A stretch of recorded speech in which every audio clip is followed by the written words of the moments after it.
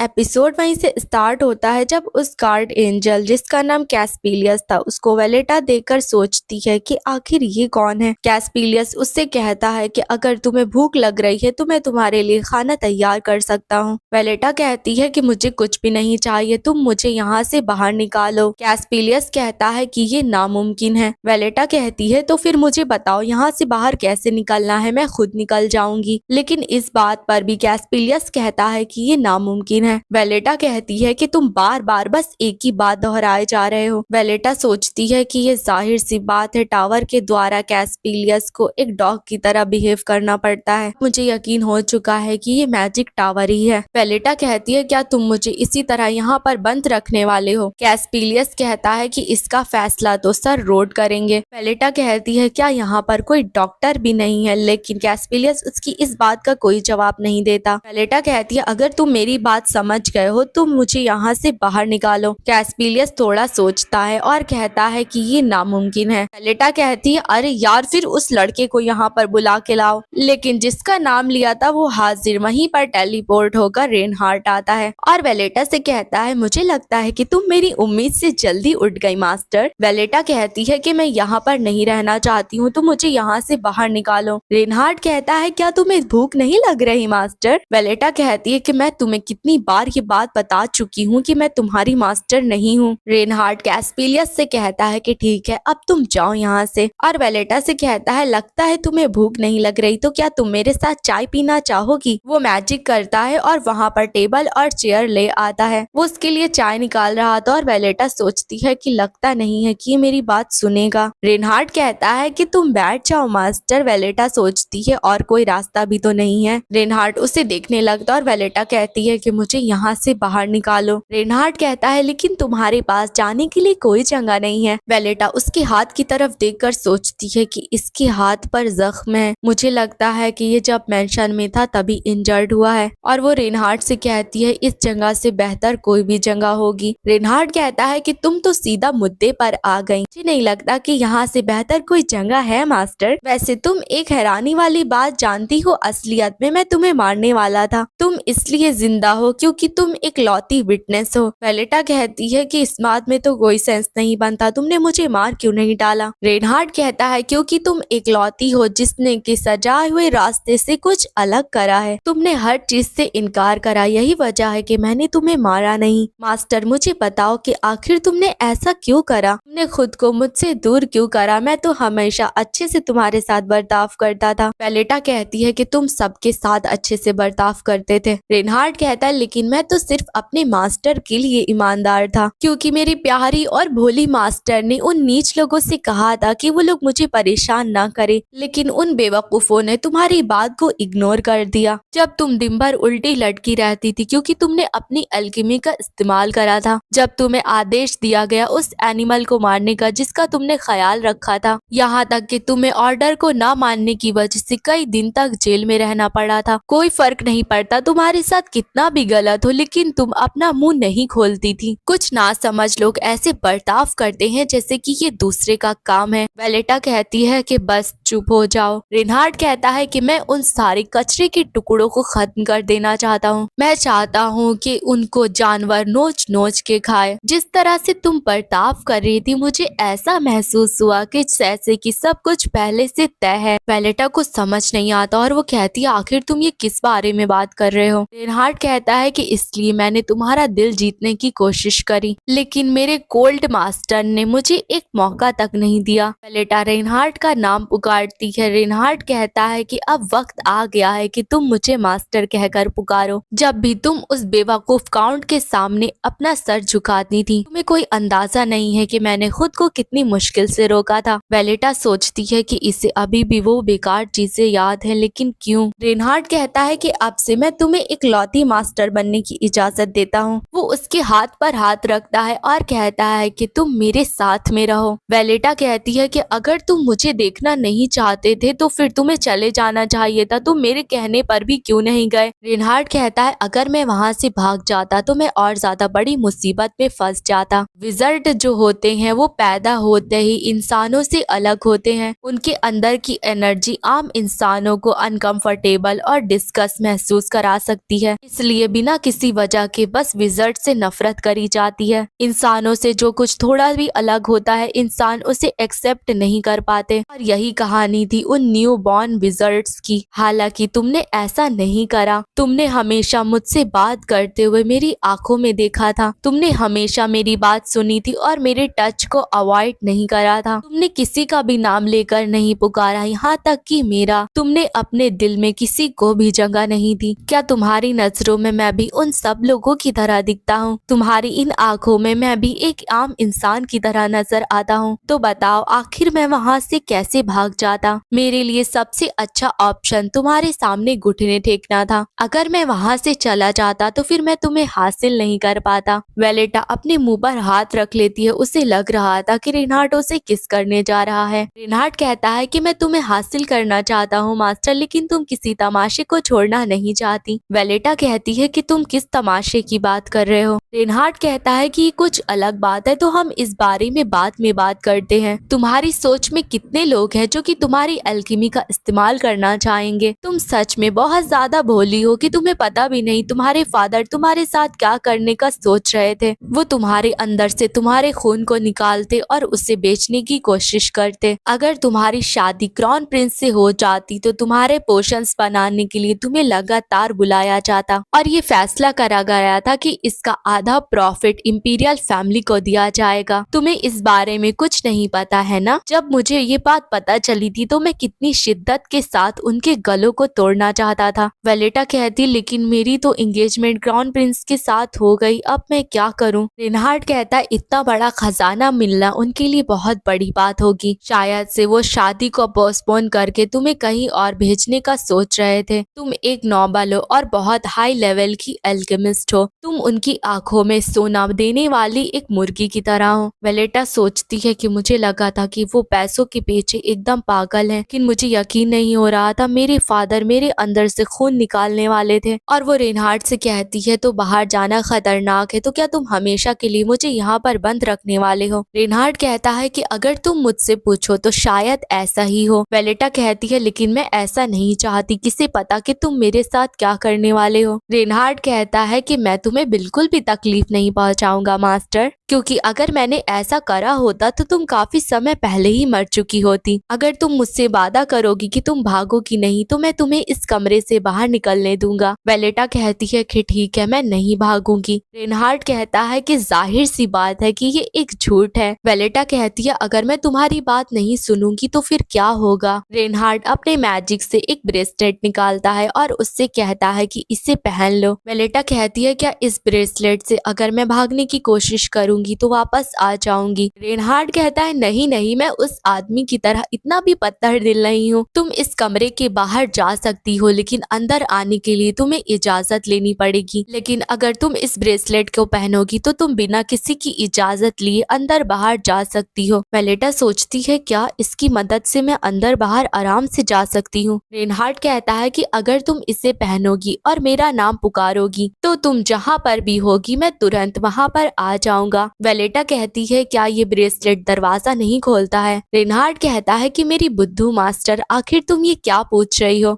और ये सुनने के बाद वेलेटा का मुंह उतर जाता है। रेनहार्ड कहता है हाँ एक और चीज है, और वो अपने पास से एक खंजर निकालता है और कहता है कि मेरी तरफ से ये तुम्हारे लिए गिफ्ट है, इसे अपने साथ रखो और एक पल के लिए भी इसे खुद से दूर ना होने देना। वेलेटा कहती है लेकिन तुम ये खंजर मुझे क्यों दे रहे हो? रेनहार्ड कहता है इस मैजिक टावर में अगर कोई भी तुम्हें नाराज करे तुम इस खंजर को उसकी आंख में भोंक देना, उसके बाद वो लोग मर जाएंगे और तुम बिल्कुल भी फिक्र मत करना, इसकी पूरी जिम्मेदारी मेरी है। वेलेटा कहती है नहीं इसकी कोई भी जरूरत नहीं। रेनहार्ड खंजर को और उसके पास करते हुए कहता है अरे रख लो इसे। ये कहता हुआ वो मुस्कुराने लगता है और वेलेटा सोचती है कोई हैरानी की बात नहीं है क्योंकि ये सब कुछ रेनहार्ड के प्लान के हिसाब से चल रहा है। रेनहार्ड उसे देखने लगता है और वेलेटा कहती है कि तुम मुझे ऐसे क्यों देख रहे हो? रेनहार्ड कहता है इस खंजर के ऊपर जो लिखा हुआ है तुम उसे जानने के लिए क्यूरियस नहीं हो? वेलेटा कहती है क्या मुझे इस बारे में पूछना चाहिए? रेनहार्ड कहता है कि मैंने ऐसा इसलिए कहा क्योंकि तुमने पूछा ही नहीं कि ये खंजर क्या करता है। वेलेटा कहती है तो क्या ये खंजर फट जाएगा? रेनहार्ड कहता है कि बिल्कुल भी नहीं, ये तो बस एक आम सा औजार है। जब भी किसी को भी अपनी जिंदगी पे खतरा महसूस होता है तो विजर्ड अपने आसपास एक शील्ड सी बना लेते हैं, लेकिन इस खंजर की मदद से उस शील्ड को तोड़ा जा सकता है और अगर तुम इससे उसकी सीधा आंख के ऊपर हमला करोगे तो वो अपने मैजिक को इस्तेमाल नहीं कर पाएगा और तुम पर हमला नहीं कर पाएगा। इसलिए जब भी तुम खतरे में हो तो सीधा उनकी आंख के ऊपर हमला करना। वेलेटा सोचती है अगर किसी की आंख में छेद हो जाए तो इससे फर्क नहीं पड़ता वो इंसान है या फिर विजर्ड है, वो कुछ नहीं कर पाएगा। वेलेटा खड़ी हो जाती है। रेनहार्ड उससे पूछता है कि तुम कहाँ जा रही हो? वेलेटा कहती है कि मैं कहीं पर जाना चाहती हूँ। रेनहार्ड कहता है ठीक है, तुम कभी भी मुझे बुला सकती हो मास्टर, मैं तुम्हारा इंतजार करूंगा। वेलेटा तैयार होकर बाहर आ जाती है जहाँ पर बहुत सारी सीढ़ियाँ थी। वेलेटा सोचती है कि मुझे उम्मीद नहीं थी लेकिन मैं उसे बुला नहीं सकी और शायद से वेलेटा इस वक्त अपने एलिमेंटल की बात कर रही थी। वेलेटा सोचती है जाहिर सी बात है कि मैजिक टावर के अंदर जो पावर है वो बाहर से एकदम अलग है। वेलेटा जा रही थी तभी वो देखती है कि ये 86th फ्लोर है। वो सोचती है इस दरवाजे के पीछे क्या होगा। वो उस दरवाजे को खोलती है तो वहाँ पर एक लाइब्रेरी थी। वेलेटा सोचती है क्या मुझे अंदर जाकर देखना चाहिए और देखते हैं कि वहाँ पर और भी मैजिशियंस थे।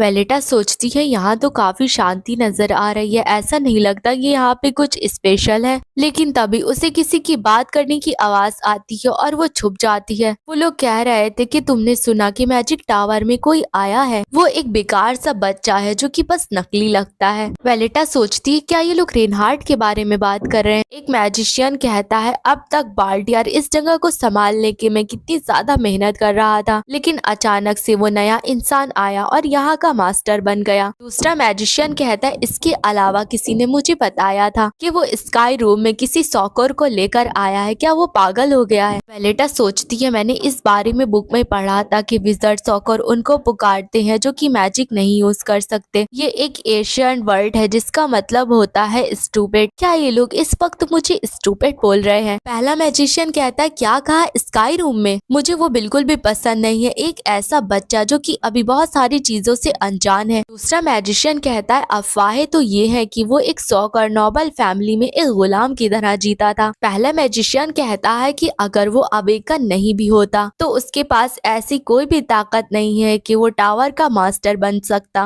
वेलेटा सोचती है ऐसा नहीं है कि वो भाग नहीं सकता था बल्कि वो भागा ही नहीं। अरे यार अब तो मरने की पॉसिबिलिटी और बढ़ गई। मुझे नॉवल की बात में ज्यादा कुछ तो याद नहीं है लेकिन मुझे याद है नॉवल के अंदर रेनहार्ड इस बात से वाकिफ था कि विजर्ड उसके बारे में क्या सोचते हैं, लेकिन जिस विजर्ड को इस बारे में नहीं पता था वो अपना मुंह नहीं खोल सका और अंत में टावर के मास्टर द्वारा ही मैजिक टावर का अंत हो गया। लेकिन मुझे नहीं पता कि आखिर ये सब कुछ क्यों हुआ था। ये उस वक्त की बात है जब टॉवल में कुछ वक्त के लिए रेनहार्ड नजर नहीं आया था। वो सीढ़ियों को देखती और सोचती है वेल मुझे लगता है मुझे और सीढ़ियों से नीचे नहीं उतरना चाहिए। यहाँ पर बहुत सारे दरवाजे हैं लेकिन मुझे कोई आता जाता नहीं दिख रहा। इसका मतलब यहाँ पर मूवमेंट मैजिक सर्कल जरूर होना चाहिए। वो फिर से अपने एलिमेंटल को समन करने की कोशिश करती है और सोचती है अरे यार अब मैं और ज्यादा नहीं चल सकती। और वो सोचती है काउंट डिलाइट का एक अड्डा था जहाँ पर वो बहुत सारे गुलामों को रखता था, अब उसे संभालने वाला कोई नहीं है तो वहाँ पर क्या चल रहा होगा। वो एक ऐसा काम था जिसे वो इलीगली चला रहा था, वहाँ पर गुलामों को पकड़ कर रखता था लेकिन अब उसे संभालने वाला कोई नहीं है तो शायद जो जेल में बंद गुलाम होंगे वो भूख से मर गए होंगे। काश मुझे ये बात ना याद होती तो मैं थोड़ी और कंफर्टेबल होती। तभी वो देखती है कि वो 82 फ्लोर पर पहुंच चुकी थी और वहीं पर बैठकर कहती है मुझे लगता है इससे और ज्यादा नीचे जाना बेवकूफी होगी, अब वापस जाने का मेरे पास सिर्फ एक ही रास्ता है। याद करती रेनहार्ड ने कहा था कि तुम मुझे कभी भी बुला सकती हो मास्टर। वेलेटा सोचती है उसने जो मुझसे करने के लिए कहा था मैं वो करना नहीं चाहती। क्या रेनहार्ड को बुलाने के बजाय वापस जाने का कोई और रास्ता है? एक मिनट रुको, कैसा रहेगा कि मैं कैस्पीलियस को बुला लूं? लेकिन अचानक वहीं पर कैस्पीलियस टेलीपोर्ट होकर आ जाता है। उसको देखकर तो वेलेटा भी हैरान हो जाती है क्योंकि उसने तो इसे नहीं बुलाया। कैस्पीलियस उससे पूछता है कि आखिर तुम्हें मेरा नाम कैसे पता चला। वेलेटा सोचती है कि कोई भी कैस्पिलियस का असली नाम नहीं जानता है, लेकिन मैंने नॉवल पढ़ी है इसलिए मुझे उसका असली नाम पता है। अगर मैं कोई बहाना बनाऊंगी तो क्या ये काम करेगा? और वो कैस्पिलियस से कहती है कि मुझे लगा मैंने ये नाम पहले कहीं सुना है, मैंने बस इस नाम को पुकारा और तुम यहाँ पर आ गए। मुझे ये बात नहीं पता थी कि ये तुम्हारा नाम है। लेकिन कैस्पिलियस उसकी बात का भरोसा नहीं करता और कहता है तुम झूठ बोल रही हो। वेलेटा कहती है कि तुम जो सोचना चाहो सोच सकते हो, लेकिन मुझे पहले स्काई रूम में वापस ले चलो। पहले तो कैस्पिलियस कुछ सोचता है और फिर अपना हाथ आगे बढ़ाता है। वेलेटा सोचती है इसके हाथ भी चोटों से भरे हुए हैं। मैं ये बात अच्छे से समझती हूँ कि दूसरे विजर्ड इसे कैसे ट्रीट करते हैं। वेलेटा कहती है 12 विजर्ड्स जिन्होंने मैजिक टावर को बनाया है उनकी बहुत ज्यादा तारीफ करी गई है। तो कितनी अजीब बात है, तुम जो इसके इंचार्ज हो उसे इस तरह से ट्रीट करा जा रहा है। कैस्पिलियस उसे घूरते हुए कहता है तुम्हें ये बात कैसे पता चली? लेकिन तभी अचानक उसके पीछे रेनहार्ट आता है और उसके सर पर हाथ रखकर कहता है कि यहाँ पर क्या चल रहा है। वेलेटा कहती है मुझे तो नहीं याद है कि मैंने तुम्हें बुलाया था। रेनहार्ट कहता है कि तुम्हें नहीं पता है, लेकिन मैं इसी के साथ था मास्टर। वेलेटा सोचती है लेकिन मुझे तो ऐसा बिल्कुल भी नहीं लगता। रेनहार्ट कहता है कि तुमने मुझे यहाँ पर क्यों नहीं बुलाया? मैं तो तुम्हारा इंतजार कर रहा था लेकिन तुमने मेरा नाम नहीं पुकारा। वो मैजिक कर वेलेटा को अपने साथ वहाँ से टेलीपोर्ट करने लगता है। वेलेटा को अजीब सा लग रहा था और वो सोचती है मुझे चक्कर आ रहे हैं। फिर वो लोग टेलीपोर्ट होकर स्काई रूम में आ जाते हैं। वेलेटा सोचती है अच्छी बात है कि मैं उस सिचुएशन से बाहर आ गई, क्योंकि अगर कैस्पिलियस और ज्यादा सवाल पूछता तो मैं और बहाने नहीं बना पाती। खैर अब मैं बाहर देख रही हूँ तो ऑलरेडी रात हो चुकी है। इससे ये बात पता चलती है कि नीचे जाने में मुझे कितना वक्त लगा। तभी रेनहार्ट उससे पूछता है क्या तुमने अपने उस एलिमेंटल को बुलाया? क्या नाम था? हाँ उसका नाम जीन था, है ना? वेलेटा कहती है कि मैंने जीन के साथ कोई भी कॉन्ट्रैक्ट नहीं करा है। रेनहार्ट कहता है तो क्या तुमने उसको समन नहीं करा था? वेलेटा कहती है कि मैंने उसके साथ कॉन्ट्रैक्ट नहीं करा है, बस समन करा था ताकि वो मेरी मदद कर दे। रेनहार्ट सोचता है इस तरह से हाई स्पिरिट एलिमेंटल को समन कर लेना इम्पॉसिबल है, जबकि इसने उससे कोई कॉन्ट्रैक्ट तक नहीं करा था। फिर वो वेलेटा से कहता है अगर तुमने जीन को यहाँ पर बुला भी लिया तब भी तुम इस टावर से बाहर नहीं निकल पाओगी। वेलेटा सोचती है क्या टावर के अंदर? इसका मतलब उसे टावर के अंदर समन करना पॉसिबल है। वो अपना हाथ उठाकर सोचती है तो क्या मैं कोशिश कर देखूं? रेनहार्ट भी हैरानी से उसकी तरफ देखने लगता है। वेलेटा अपना मैजिक करती है और जीन को समन करने लगती है।